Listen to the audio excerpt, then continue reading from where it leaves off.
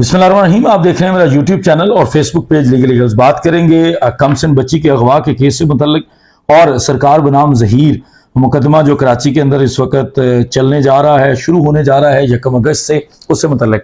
जैसे हम पहले इसके ऊपर बात कर रहे हैं और मैं ज़ाती तौर पर कुछ चीज़ों के लिए इसके अंदर लॉयर भी इंगेज रहा हूं। अब हम बात करेंगे कल के दिन में कुछ प्रोसीडिंग्स हुई थी, जो गुजरा हुआ कल है, जिसके अंदर उससे गुजरे हुए कल में बड़ी ज़्यादा अजीब सी खबरें फैलाई जा रही थी। कुछ लोगों ने ये प्रोपेगेंडा किया था, ये क्लेम किया था कि उससे कबल ही बच्ची का, कमसिन बच्ची का स्टेटमेंट रिकॉर्ड कर लिया गया है और वो स्टेटमेंट जो है मुल्जमान के हक में आ गया है, और इस तरह की बहुत सारी अफवाहें फैलाई जा रही थी। उसके अलावा कल की जो बच्ची की प्रोडक्शन थी, माइनर बच्ची को जब पेश किया गया था अदालत में, उस दौरान भी ये कहा जा रहा था, या आप सब लोगों के खदशात थे जो मैंने कल एक लाइव सेशन के अंदर क्लियर भी किए, कि शायद बच्ची का कोई स्टेटमेंट रिकॉर्ड किया जाएगा और उस स्टेटमेंट से इस मुकदमे को, हमारे नैरेटिव को, आप लोगों के जज्बात को नुकसान पहुंचेगा। लेकिन ऐसा कुछ नहीं हुआ, मैंने कल भी आप लोगों को क्लियर किया था। लेकिन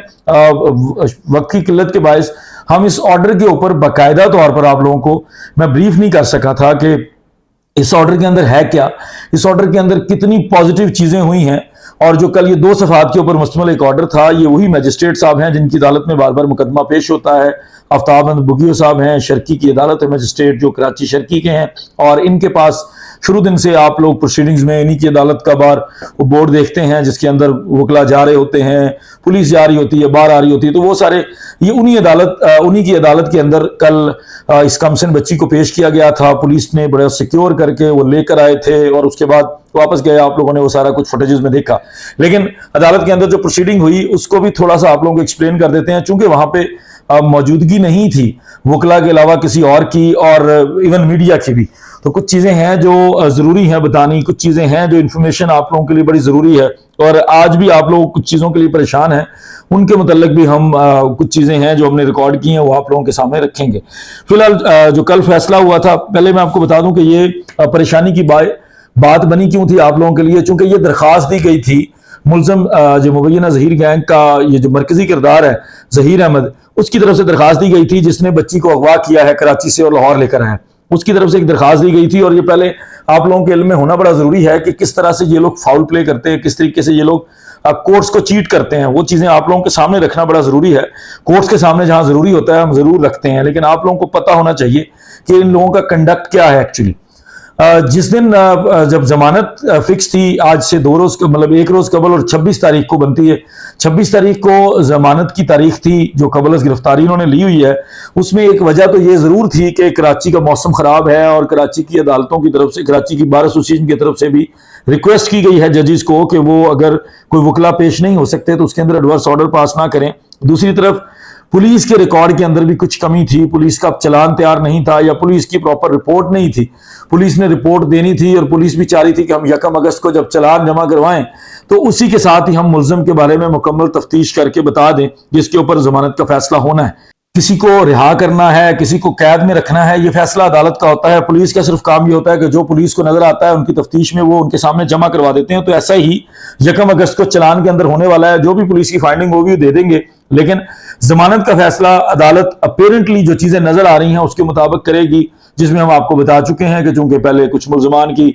जमानतें खारिज हो चुकी हैं और वो भी बारिश गिरफ्तारी हो चुकी हैं, तो इसमें जमानत का तो कोई चांस नहीं है। लेकिन बहरहाल 1 अगस्त को जो चलान आएगा उसके अंदर होगा। अब कल के ऑर्डर के ऊपर मैं जो आप लोगों को उसकी पहले उनकी चीट करने वाली हरकत बताने लगा हूं, वो ये है कि जब परसों जमानत फिक्स थी तो इनकी तरफ से ये दलाइल या इनकी तरफ से ये बहाना रखा गया कि हमारे जो सीनियर काउंसिल हैं, जो वकील साहब हैं, जो यहाँ से पंजाब से गए हुए हैं, जो इनके साथ ऑल द वे भावलपुर से कराची तक सफर करके गए हैं, और उन्होंने लाहौर हाईकोर्ट के सामने भी जगह जगह गलत सर्टिफिकेट्स दिए हैं, वो मौजूद नहीं है, उनकी अवेलेबिलिटी नहीं है इस वक्त, ये कहकर इन्होंने तारीख ले ली। अब नॉर्मली ये तब कहा जाता है जब वकील साहबान जो है वो दूसरी अदालतों में पेश होते हैं, तो उनका तो कोई और केस भी वहां नहीं था, लेकिन उन्होंने खैर अदालत के सामने झूठ बोला। और वकला का चूंकि एक बड़ा वर्किंग रिलेशनशिप होता है अदालतों के साथ, और जजेस इस चीज का एहतराम करते हैं, जजेस हर चीज में वकला के साथ उलझते नहीं हैं, तो इसलिए for the time being court ने बेनिफिट ऑफ डाउट दिया। जिन्होंने भी इनके बिहाफ पे कहा कि वो अवेलेबल नहीं है, तो उन्होंने उनको अवेलेबल ना होना तस्वर उनका कर लिया, उनके ऊपर यकीन कर लिया। लेकिन कुछ देर के बाद ये पता चला कि वही वकील साहब ने एक दरखास्त दायर कर दी है निचले एक और अदालत के अंदर, वहां दरखास्त दायर करके ये कहा है कि मैं मतलब जहीर का वकील हूं और ये इस जहीर की तरफ से एक दरखास्त है कि बच्ची को पेश नहीं किया गया, कमसिन बच्ची को लाहौर से कराची ले आए, और चूंकि इनके लिए सबसे बड़ा सदमा यह है कि लाहौर से कराची बच्ची गई क्यों है, तो ये चाहते थे कि किसी तरह बच्ची अदालत में आए और हम उसका स्टेटमेंट रिकॉर्ड करवा लें और अपनी मर्जी का कुछ भी जो ये रिलीफ चाहते थे वो लेना चाहते थे। अदालत ने उसके ऊपर ऑर्डर जारी कर दिया। अदालत ने कहा कि मुनासिब है कि कल बच्ची को पेश किया जाए, और फौरी तौर पर इन लोगों ने अजीब अजीब सी स्टेटमेंट्स जो हैं वो थ्रू अपने ये जो इनके तर्जुमान हैं सोशल मीडिया के ऊपर, उनके जरिए ये इन्होंने बात फैला दी कि जनाब अब तो बच्ची आ रही है और स्टेटमेंट होने जा रही है। लेकिन जब बच्ची को पेश किया गया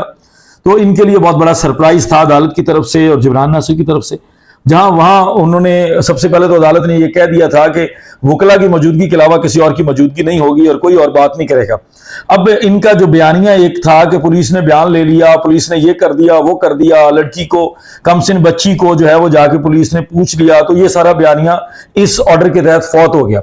वो कैसे हुआ पहले मैं आपको बता देता हूं कि इस ऑर्डर के अंदर जो मेन पॉइंट्स रखे कोर्ट ने ये बताया कि जनाब ये इस वक्त हमारे सामने ये डीएसपी सईद हिंद साहब हैं, ये जो असला लहराते हैं अदालती हाथा के अंदर, इसके ऊपर मैंने अलग से व्लॉग करना है और हमने इंशाल्लाह सिंध पुलिस को भी इस चीज के बारे में उनकी तवज्जो दिलानी है और उनसे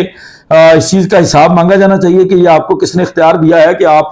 अदालती हाथा के अंदर जो है वो हाथ में असला लहराते रहें और लोगों को दिखाते रहें, तो ये इस चीज की इजाजत नहीं है। वो किसी और मौके पर बात करेंगे। इस वक्त अदालत ने अपने फैसले में लिखा कि ये सईद अहमद रिंद साहब हैं जो डीएसपी हैं और नए तफ्तीशी हैं इस मुकदमे के, वो मगविया को लेकर पेश हुए हैं और उन्होंने कस्टडी पेश की है। चूंकि बच्ची है, माइनर है, कमसिन है, नाबालिगा है और ये विक्टिम है और इस मुकदमे की विक्टिम है। ये बड़ी इंपॉर्टेंट बात है कि अदालत अपने फैसले में इस बच्ची को विक्टिम से मेंशन करती है, जिसकी वजह से जिब्रान नासिर ने भी आपसे रिक्वेस्ट की है कि विक्टिम को विक्टिम ही कंसीडर किया जाए और विक्टिम का नाम मजीद ना लिया जाए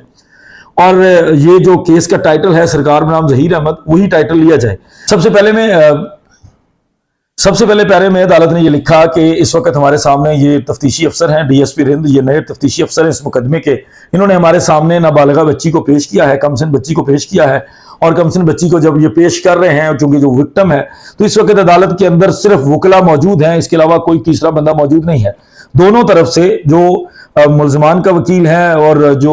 मुदई के वकील हैं वो अपेयर हो रहे हैं, कोई और अपेयर नहीं हो रहा इस वक्त। हमने अदालत के अंदर किसी और को इजाजत नहीं दी आने की, ये अदालत ने अपने पहले पैराग्राफ में लिखा,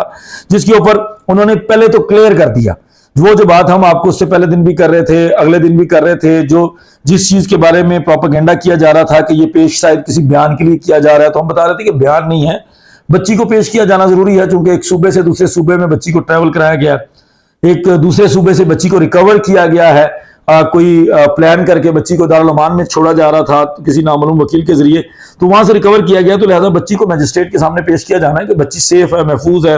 ये बच्ची वही है जिस बच्ची के लिए, बच्ची की बरामदगी के लिए बाकायदा तौर पर टीमें आ रही थी सिंध पुलिस से, तो ये सारी चीजें कंफर्म करना था। और अदालत ने अपने दूसरे पैरे के अंदर ये क्लियर कर दिया कि हमने यहाँ आज बच्ची को, मगविया को, हमने इस कमसिन बच्ची को, नाबालिगा को सिर्फ अपने सामने इसलिए बुलाया है कि हम चेक करना चाहते हैं कि वो महफूज है, वो सही तरह से पहुंच गई है। उसके बाद बच्ची की आइडेंटिफिकेशन की बात उन्होंने की कि हमने बच्ची को आइडेंटिफाई किया है, कुछ क्वेश्चंस किए हैं बच्ची से, उसका नाम पूछा है, उसके वालिद साहब का नाम पूछा है और कुछ एक आध चीज पूछी है। उन्होंने कहीं नाम नहीं लिया कि मुबैना शौहर का नाम पूछा है क्योंकि वो डिस्प्यूटेड निकाहनामा है, उस निकाहनामे के ऊपर अभी फैसला होना बाकी है कि वो निकाहनामा है भी या नहीं, अभी तक वो जाली है। उन्होंने बच्ची की शिनाख्त करने के बाद जब वो आगे प्रोसीड करने लगे तो तब दोबारा इन जो मुल्जमान के वकील साहब हैं जो इस गैंग के रिप्रेजेंट कर रहे थे इस गैंग को, वहां पे लॉयर, उनकी तरफ से ये कोशिश की गई, वो अटेम्प्ट की गई जो वो सोशल मीडिया के ऊपर दावे कर चुके थे उनके तर्जुमान कि बच्ची का स्टेटमेंट रिकॉर्ड कर लिया जाए, जिस पर अदालत ने थोड़ा बरमी का इजहार किया और अदालत ने थोड़ा सा इस चीज को बुरा बनाया कि मैं पहले क्लियर कर चुका हूं कि आज के दिन हमने बच्ची की स्टेटमेंट करवाने के लिए नहीं यहां फिक्स किया, आज का दिन सिर्फ मुख्तस है कि बच्ची यहां पे पेश हो और उसके अलावा हम देखें कि बच्ची किस कस्टडी में है, इस वक्त कहां रखा गया है, जहां रखा गया वहां सहूलियात पूरी मैसर हैं कि नहीं है, कौन बच्ची को लेकर आया है, कौन इसका जिम्मेदार होगा। और इसके अलावा हम आप लोगों से पूछ लेंगे कि जहां हमने इस मुकदमे के ट्रायल के दौरान बच्ची को रखना है वहां, वो आप लोगों को कोई एतराज तो नहीं है उस जगह पर। तो जो जगह उन्होंने मुख्तस की थी सरकारी तौर पर, जिस जगह का अब उसको डिस्क्लोज करना मुनासिब नहीं है, तो उस जगह का जिक्र करते हुए जज साहब ने कहा कि अब आप लोगों से मैं सिर्फ इतना पूछूंगा कि मैं इसको इस जगह पे भेज रहा हूं, अगर इस चीज के ऊपर कोई एतराज है तो वो करें, इसके अलावा मैं बच्ची की स्टेटमेंट बिल्कुल रिकॉर्ड नहीं करूंगा। ये काम ट्रायल कोर्ट उस वक्त करेगी जब जरूरत महसूस करेगी। आज के दिन बच्ची को सिर्फ मेरे सामने पेश किया जाना था और मैंने ये देखना था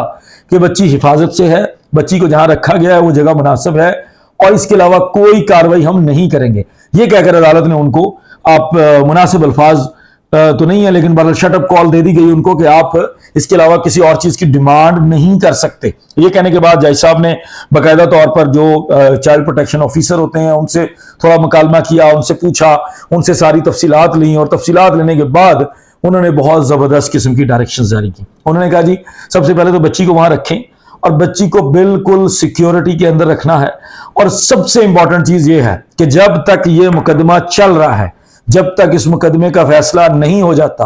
आप लोगों की जिम्मेदारी है, चाइल्ड प्रोटेक्शन ऑफिसर हो या कोई भी सरकारी ऑफिसर हो जिस जगह पे भी बच्ची को रखा गया है, जो उसका कस्टोडियन है, उसकी जिम्मेदारी है कि इस बच्ची से कोई भी इस अदालत के ऑर्डर से, जिस अदालत के अंदर मुकदमा चल रहा होगा उस वक्त, उस अदालत के फैसले के बगैर, उस अदालत के हुक्म के बगैर कोई मिलेगा नहीं। किसी को आप एक्सेस नहीं देंगे इस बच्ची तक। कोई बंदा अगर मिलना चाहेगा तो आप उसको सिंपली ये कहेंगे कि जाएं और अदालत से ऑर्डर लेकर आएं, फिर हम देखेंगे, फिर वो अदालत देखेगी, फिर मुद्दई मुकदमा भी देखेंगे कि कौन आ रहा है उसको बच्ची को मिलने, किस तरह से आ रहा है। तो ये सारी चीजें उसके बाद डिसाइड की जाएंगी, उससे पहले ऐसा कुछ डिसाइड नहीं किया जाएगा। ये अदालत ने वाज़ेह अहकाम जारी किए, और उसके अलावा यह भी कहा कि जब तक यह मुकदमा चल रहा है या जब तक हमारी अदालत की तरफ से कोई फैसला नहीं आता, जो मुतलका अदालत है उसकी तरफ से कोई फैसला नहीं आता, तब तक बच्ची को, कमसिन बच्ची को, मगविया को, इस मुकदमे की विक्टिम को, सरकार बनाम जहीर गैंग वगैरह के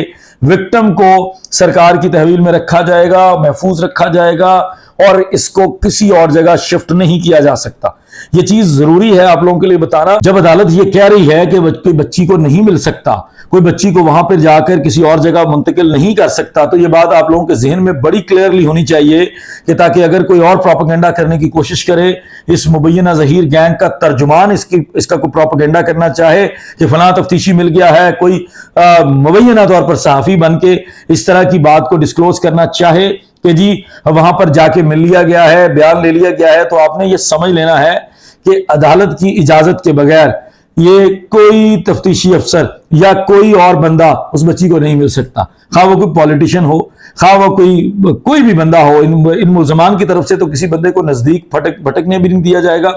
और किसी किस्म की ऐसी चीज नहीं हो सकती कि कोई उस बच्ची का बयान अदालत की इजाजत के बगैर ले ले। तो ये चीजें बड़ा जरूरी थी क्लियर करना, क्योंकि इस फैसले के मुतल्लिक मैंने देखा दोस्तों ने ब्रीफ कर दिया है आपको, लेकिन ये चीजें कुछ कानूनी नुक्ते थे जिनका जरूरी था आपके सामने रखना। और उसके अलावा जो उस दिन की प्रोसीडिंग के दौरान जो कमरा अदालत के बाहर सब कुछ हुआ है, उसके ऊपर भी मैं आप लोगों की खिदमत में एक व्लॉग पेश करूंगा जो जरूरी है, और मैं चाहता हूं कि वो सिंध पुलिस के तर्जुमानों तक भी जरूर पहुंचे, क्योंकि वो चीजें बड़ा उनको देखने की जरूरत है। जो सिंध पुलिस का कंडक्ट था, जिस तरीके से सिंध पुलिस बिहेव कर रही है, कुछ लोगों को प्रोटेक्ट करने के चक्कर में, कुछ लोगों को इस चीज में इन्फ्लुएंस करवाने के चक्कर में, तो ये चीजें जरूरी हैं सब लोगों के सामने रखा जाना। अगले व्लॉग तक मुझे इजाजत दीजिए, बहुत शुक्रिया, अस्सलाम वालेकुम।